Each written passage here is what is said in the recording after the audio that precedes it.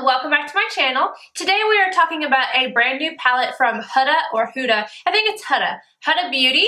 This is the Textured Shadows palette in Rose Gold Edition. The fact that it says Rose Gold Edition makes me think that there's going to be other palettes, but this one is limited edition, so just FYI. So this is her famous logo here. She came out with eyeshadows. Everybody was doing this shot. You know, you saw it all over Instagram. And then she also recently came out with liquid lipsticks. I have not tried those. I have tried her lashes. I do think that they are good, but the band and everything's too thick for my liking. I'm a big baby when it comes to that kind of thing. And I'm going to try and cut out all the sniffles, but I'm getting a cold and my voice keeps going like in and out. So I apologize. It is that time of the year. So let's just get past it.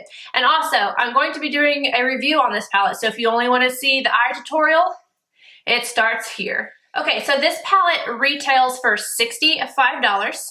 And yes, I do think that is a bit much considering Huda Beauty. If you are not on Instagram or watching YouTube videos, you're not going to know what that is. It's not like NARS, MAC, Makeup Forever. The general person is not going to know what Huda Beauty is. So I feel like $65 is a little bit steep. And if you purchase this palette in the very beginning, it was only available in Dubai and you had to pay $20 shipping or spend, what was it?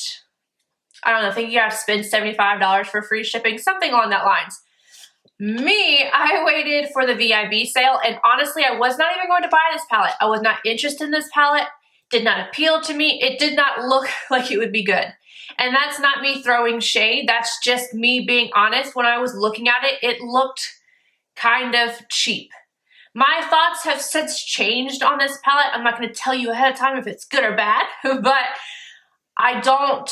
what my initial thoughts were do not correlate with how I think about it now. So just stick around. I'm going to tell you. Don't worry. I'm going to tell you. So like I said, I was not going to buy this palette. You guys were asking for it. You're like, are you going to review this? And it was the VIB sale for Sephora. So I was like, fine, whatever. I'm going to buy it. And if I hate it, like I think I'm going to hate this palette, I'm just going to send it back. I don't care.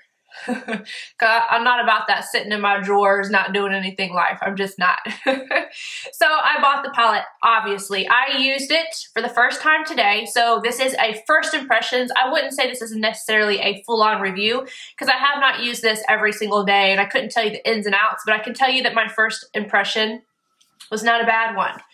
Okay, so anyway, when I opened this guy up, because this is just a sleeve, a lot of people have been complaining that the packaging was cheap, and I thought that they were just talking about, oh my god, it will not come out. Come on, come on, come on, you can do it. These nails don't help at all. I'm gonna rip the packaging trying to get this back out of the box. What did I do? So apparently the trick is to hold it with some tweezers and get it out.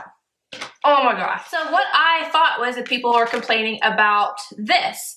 And this is, it's not flimsy or anything. I actually like that this little piece of plastic is here because I like to see the colors in the palette. People were complaining about that. I like it. People wanted this as the package. I like this better. That's just me. But this feels very light. And when you open it up, this cardboard in here just looks cheap. And there's like a little bit of a gap here. I'll insert some pictures of what I'm talking about. So my first impression was like, really? $65?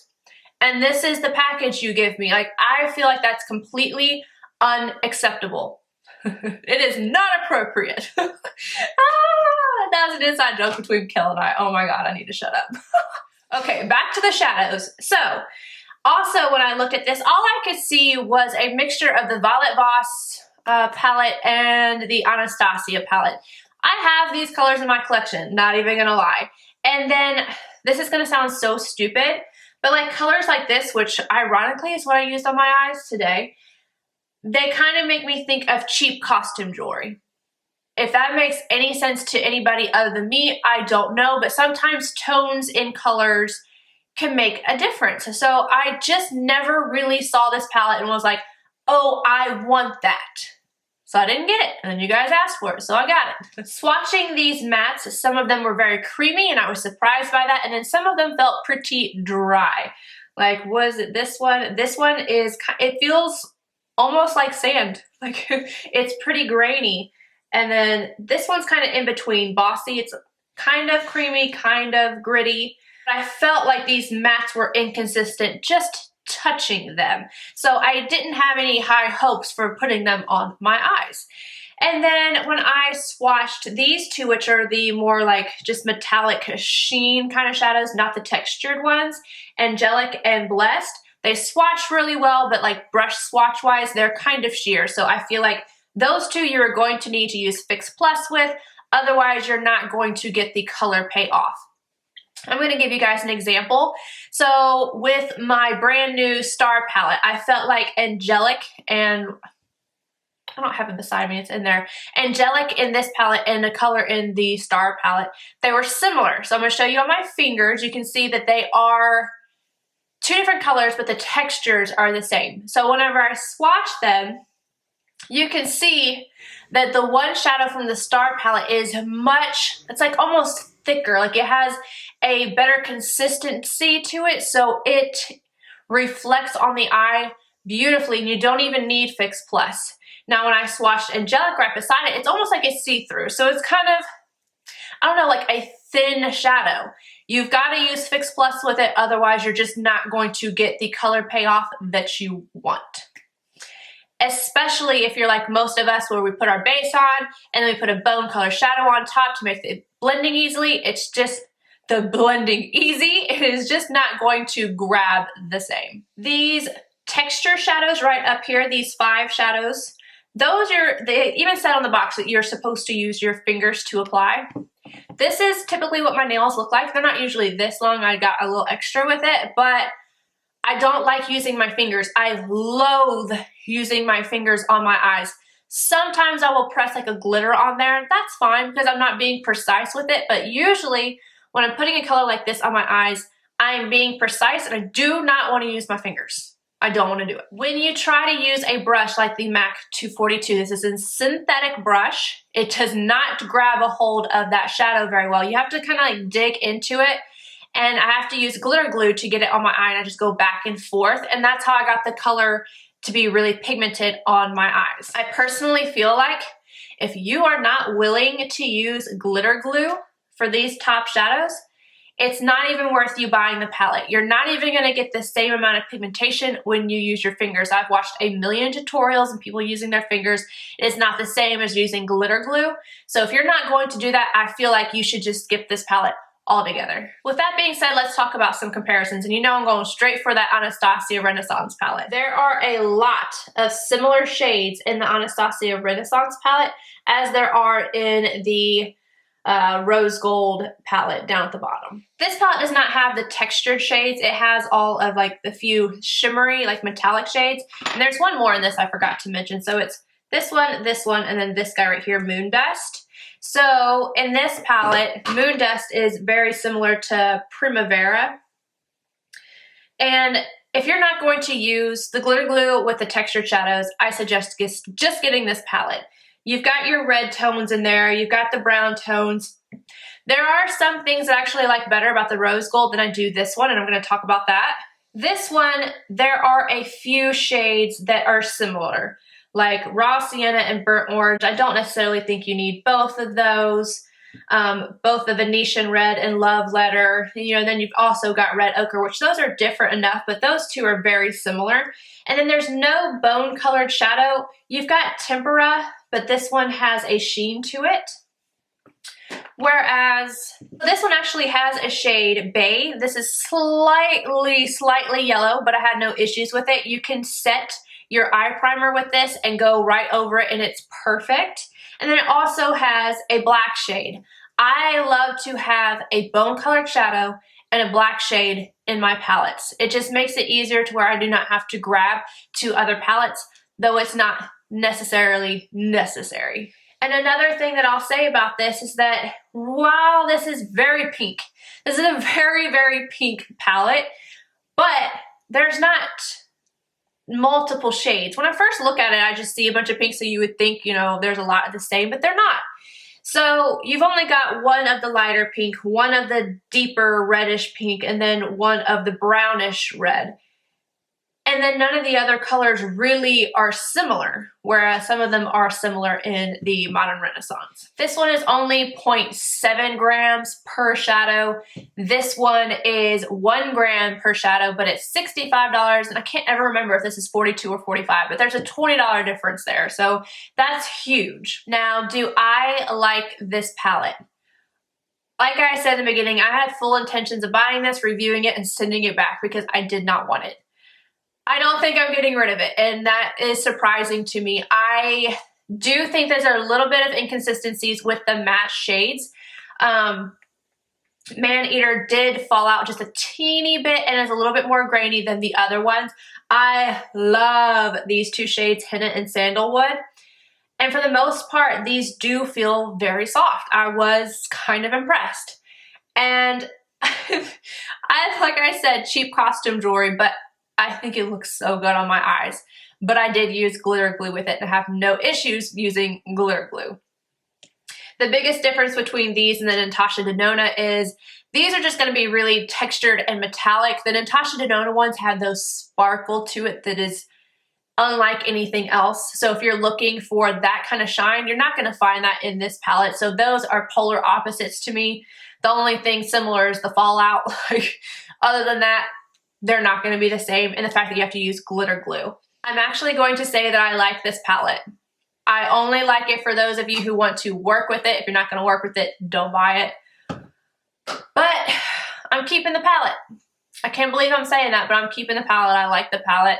I think it's worth it. There are some inconsistencies in it. I'm not going to say it's a perfect palette, but I do think it's a pretty good palette. Also, if you're interested, at the end of the video, I will have swatches of this, and I'll have it compared to this one. And also, Kelsey is doing a video on this as well, so I'll have that link down below if you're interested on what this looks like on a darker skin tone. She's going to do a tutorial. And I don't know if she likes the palette or not because we were both complaining about it before we bought it. And I don't know if her opinion changed like mine did. But I will link her down below and I highly suggest checking her out. Anywho, if you have stuck around, I'm sure you're waiting for the tutorial. So here it is. First things first, MAC Soft Ochre Paint Pot.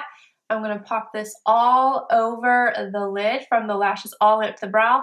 I've already carved out the bottom of my brow using this, but yeah, I'm just going to put it everywhere else. The brush I'm using is a MAC 235, but it was a limited edition. They come out with it sometimes, so if you ever find it, grab it. I love this thing. It's synthetic and natural hair on the other side. On a MAC 227, I'm grabbing Bay from the palette, and I'm just going to set my entire eye with that.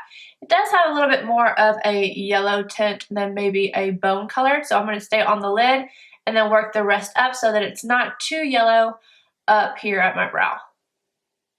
Taking a 217, I'm going to go in with Sandalwood. I'm going directly into the crease first, and then I'm going to blend this upward and use it as a transition shade. I start off in the crease first because I want the majority of the product, the most pigmentation, to be in the crease, and then I work the rest up. So it's just not too pigmented up here and more pigmentation down here. And then I always make like this little V right out here with the excess on the brush. So I always wait till last so that it's not harsh right out here. Same brush, and I'm going in with Henna. I'm slowly going to work this into the crease, doing back and forth motions, doing windshield wiper motions, but I'm just going very slowly first. And then I'm going to work it right down here, just pushing it onto this outer edge and then softly working it up, but just do not cover up that whole transition. Switching to a MAC 227, and I grabbed Bossy. I'm going to put this on the outer corner, and what I'm doing is just tap, tap, tap the pigmentation on this outer V, and then I'm bringing the excess directly into the crease in windshield wiper motions. And I'm not going to bring this up. I want Bossy and that other shade to be able to be seen. NARS contour brush, and I'm going to go right back in with Sandalwood, and I'm just going to smoke out the lower lash line. I'm now going to go in just a tiny bit of Too Faced glitter glue on a MAC 228. I'm going to start on the inner part of the eye here, and then start working it outward and going and dabbing motions up to the crease and then right over the edge of the lash shadow we put on so that it blends. Placing a piece of paper towel, and I'm taking 24K. I'm going to start tapping this on, and you want to do this immediately because you do not want that glitter glue to dry. I'm going to do one section like this, and I'm going to go back and grab for more because this does not pick up very well on the brush. And this is I don't know if I said 242 from MAC. You can see it applies really well on top of that glitter glue. Tad bit more of Bossy just to blend that, so I'm going right over the edge of it so that it makes it a little bit more seamless, and into the crease, just to touch up. I'm going back in with a little bit more of Sandalwood right around the edges because I feel like I lost a little bit of that, so I want to bring that back. And this is a MAC 286. I'm just lightly going around the edges. Okay, I'm not going to be really extra just because I want to see how this color works. I'm taking Man Eater and I'm going right into this crease here. Oh, and I feel like I'm getting stuff on my face. What happened?